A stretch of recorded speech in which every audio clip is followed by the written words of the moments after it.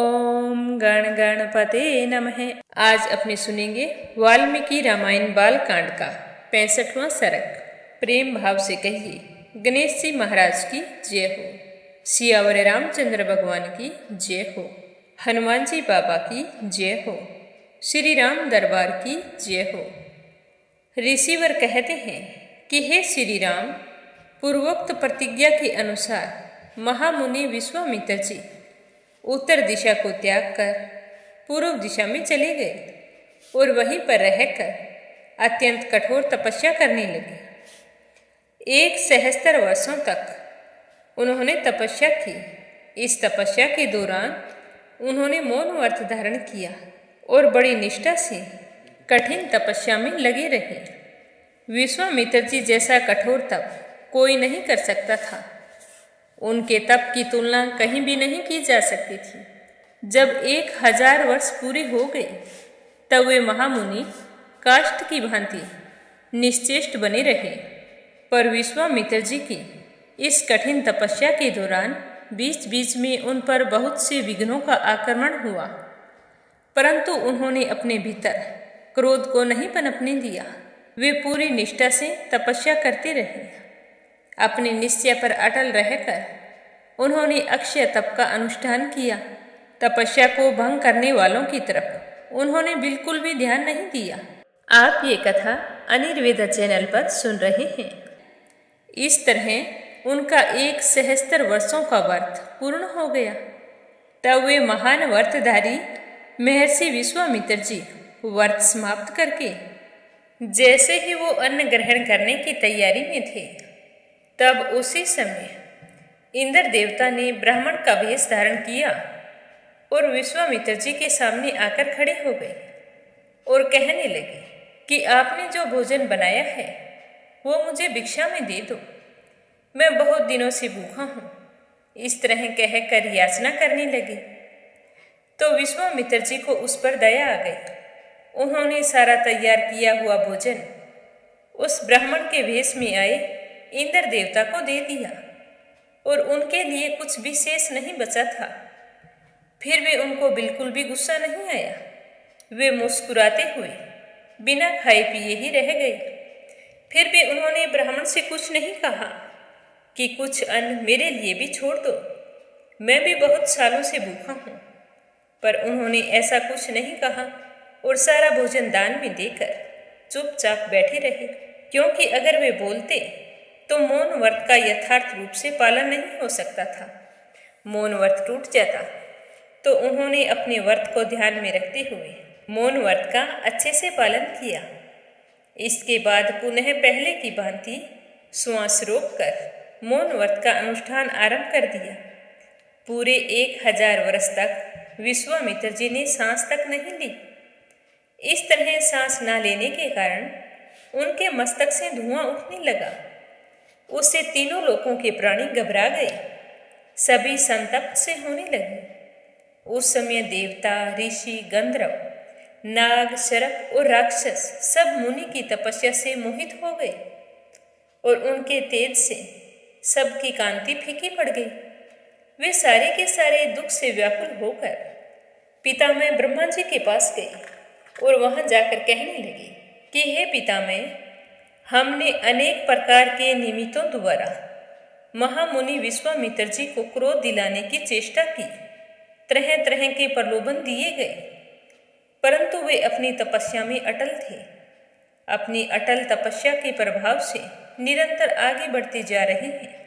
कोई भी लोभ और क्रोध दिलाने की चेष्टा उन पर असर नहीं कर रही है। हमें उनमें छोटा सा भी दोष दिखाई नहीं दे रहा है।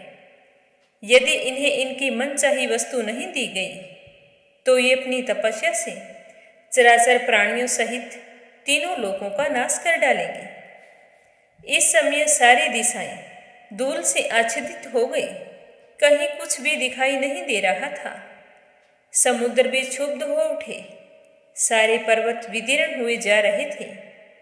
धरती डगमगा रही है और प्रचंड आंधी चलने लगी है। हे पितामह, हमें इस उपद्रव के निवारण का कोई उपाय समझ में नहीं आ रहा है। आपको कुछ ना कुछ तो करना पड़ेगा। वरना विनाश हो जाएगा। सब लोग नास्तिक की भांति कर्म अनुष्ठान से शून्य हो रहे हैं। तीनों लोकों के प्राणियों का मन क्षुब्ध हो गया है। हे पितामह, महर्षि विश्वामित्र जी के तेज से सूर्य की प्रभा भी फीकी पड़ गई है। हे भगवान, ये महाकांतिमान मुनि अग्नि स्वरूप हो रहे हैं। हे देव, महामुनि विश्वामित्र जी जब तक जगत के विनाश का विचार नहीं करते, तब तक समय रहते हमें इन्हें प्रसन्न कर लेना चाहिए। जैसे पूर्व काल में प्रलयकालिक अग्नि ने संपूर्ण त्रिलोकी को दग्ध कर डाला था, ठीक उसी प्रकार ये विश्वामित्र जी भी सबको जलाकर भस्म कर देंगे। यदि ये देवताओं को राज्य प्राप्त करना चाहे तो भी इन्हें दे दिया जाए। इनके मन में जो भी अभिलाषा है उसे इसी क्षण पूरा कर देना चाहिए। तो पितामह ब्रह्मा जी उनकी बातों पर विचार करते हुए कहने लगे कि आपका वचन सत्य है। हमें समय रहते ही कुछ कदम उठाना चाहिए। अगर ऐसा नहीं किया गया तो कुछ अनर्थ हो जाएगा। उसके बाद पितामह सब देवताओं को साथ लेकर विश्वामित्र जी के पास चले गए और मधुर वाणी में कहने लगे कि हे ब्रह्म ऋषि, तुम्हारा स्वागत है। हम तुम्हारी तपस्या से बहुत ही संतुष्ट हैं। तुमने अपनी उग्र तपस्या से ब्राह्मण तव प्राप्त कर लिया है। हे ब्राह्मण, मर्दोगुणों सहित मैं तुम्हें दीर्घायु प्रदान करता हूँ। तुम्हारा कल्याण हो।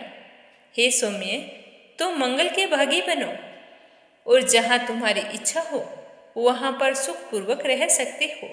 तो पितामह ब्रह्मा जी की यह बात सुनकर महामुनि विश्वामित्र जी ने अत्यंत प्रसन्न होकर संपूर्ण देवताओं और पितामह को प्रणाम किया और कहा कि हे देवगण, यदि मुझे आपकी कृपा से ब्राह्मण तव मिल गया है और दीर्घायु की भी प्राप्ति हो गई हो, तो ओंकार, वषट्कार और चारों वेद स्वयं आकर मेरा वर्ण करें।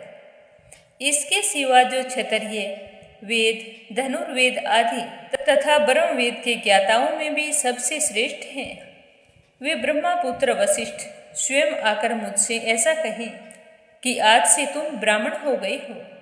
यदि ऐसा हो जाता है तो मैं समझ लूँगा कि मेरा उत्तम मनोरथ पूर्ण हो गया है, अन्यथा मैं नहीं समझ सकता।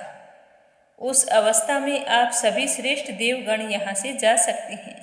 तब सारे देवताओं ने मंत्र जप करने वालों में श्रेष्ठ वशिष्ठ मुनि को प्रसन्न किया। इसके बाद ब्रह्म ऋषि वशिष्ठ ने एवमस्तु कहकर विश्वामित्र का ब्राह्मण होना स्वीकार किया। आप ये कथा अनिर्वेदा चैनल पर सुन रहे हैं और उनके साथ मित्रता स्थापित कर ली और फिर कहने लगे कि हे मुनि, तुम ब्राह्मण हो गए हो, इसमें कोई संदेह नहीं है। तुम्हारा सब ब्राह्मणचित संस्कार संपन्न हो गया है। ऐसा कहकर संपूर्ण देवता जैसे आए थे वैसे ही लौट गए। इस प्रकार उत्तम ब्राह्मणत्व प्राप्त करके धर्मात्मा विश्वामित्र जी ने भी मंत्र जप करने वालों में श्रेष्ठ ब्राह्मण वशिष्ठ का पूजन किया। इस तरह अपना मनोरथ सफल करके तपस्या में लगे रहकर ये संपूर्ण पृथ्वी पर विचरने लगे। इस तरह बताते हुए सतानंद जी कहने लगे कि हे श्री राम, इस प्रकार कठोर तपस्या करके इन महात्मा विश्वामित्र जी ने ब्राह्मणत्व प्राप्त किया था। अतः हे दशरथ पुत्र श्री राम, ये विश्वामित्र जी समस्त मुनियों में श्रेष्ठ हैं। ये तपस्या के मूर्तिमान स्वरूप हैं, उत्तम धर्म के साक्षात विग्रह हैं और पराक्रम की परम निधि हैं। ऐसा कहकर महातेजस्वी सतानंद जी चुप हो गए। सतानंद जी के मुख से यह कथा सुनकर महाराज जनक ने श्री राम और लक्ष्मण के समीप विश्वामित्र जी से हाथ जोड़कर कहा कि हे विश्वामित्र जी, आप दशरथ पुत्र श्री राम और लक्ष्मण के साथ मेरे यज्ञ में पधारे हैं। इससे मैं धन्य हो गया हूँ। आपने मुझ पर बहुत बड़ी कृपा की है। हे महामुनि ब्राह्मण, आपने तो दर्शन देकर मुझे पवित्र कर दिया। आपके दर्शन से मुझे बड़ा लाभ हुआ है। अनेक प्रकार के गुण उपलब्ध हुए हैं।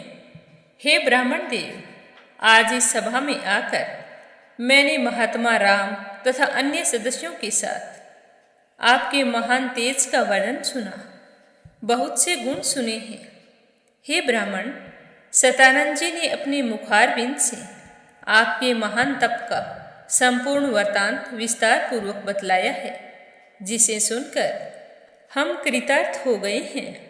हे ब्राह्मण देवता, आपकी तपस्या अपरिमेय है, आपका बल अनंत है तथा आपके गुण भी सदा ही माप और संख्या से परे हैं।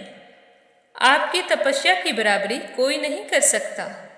हे प्रभु, आपकी आश्चर्यमयी कथाओं को सुनने से मुझे तृप्ति नहीं होती है, किंतु हे मुनि श्रेष्ठ विश्वामित्र जी, यज्ञ का समय हो गया है, सूर्यदेव ढलने लगे हैं। जप करने वालों में श्रेष्ठ महामुनि, आपका स्वागत है। आप कल प्रातःकाल फिर से मुझे दर्शन देना। इस समय मुझे जाने की आज्ञा प्रदान करें।